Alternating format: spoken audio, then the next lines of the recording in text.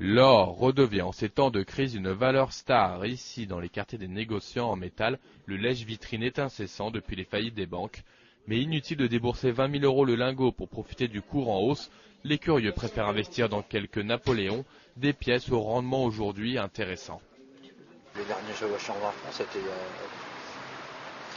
a 6-7 mois. Je les ai achetés à 75 €, maintenant ils sont à 150 quoi.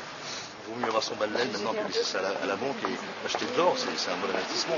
L'or, ça commence à dévaluer, ça a remonté maintenant, vous voyez, c'est quand même un truc intéressant. Et pour cause, les bourses mondiales ont perdu 50% de leur valeur depuis le début de l'année, tandis que le métal jaune bondissait de 14% 2 jours seulement après la faillite de Lehman Brothers, du jamais vu en 20 ans.